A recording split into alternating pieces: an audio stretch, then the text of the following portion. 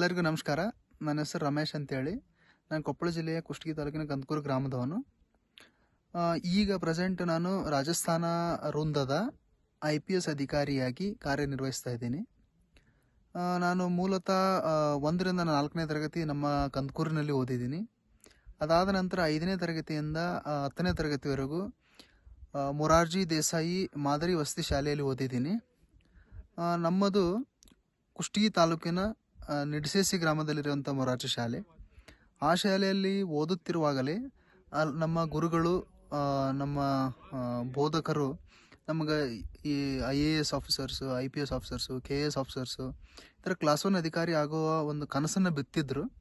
ಅದರ ಪ್ರತಿಫಲವಾಗಿ ಅಲ್ಲಿಂದಲೇ ನಾವು ಅದಕ್ಕೆ ಬೇಕಾದಂಥ ಫೌಂಡೇಶನ್ನು ಕೂಡ ಅವರು ಹಾಕಿಕೊಟ್ಟಿದ್ರು. ಅದನ್ನೇ ಮುಂದುವರಿಸಿಕೊಂಡು ನಾನು ಚೆನ್ನಾಗಿ ಓದಿದೆ, ಗುರುಗಳ ಮಾತನ್ನು ಕೇಳಿದೆ.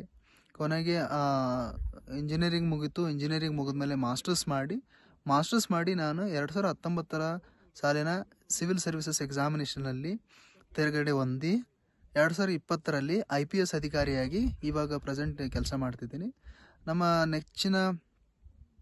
ನೆಕ್ಸ್ಟ್ ಜೂನಿಯರ್ಸ್ ಏನಿದ್ದಾರೆ ಅವ್ರಿಗೆಲ್ಲರಿಗೂ ಒಳ್ಳೆಯದಾಗಲಿ, ಶುಭವಾಗಲಿ. ನೀವು ಒಳ್ಳೊಳ್ಳೆ ಕನಸುಗಳನ್ನು ಕಂಡುಕೊಂಡು ಯಶಸ್ಸನ್ನು ಕಾಣಿ. ಜೈ ಹಿಂದ್.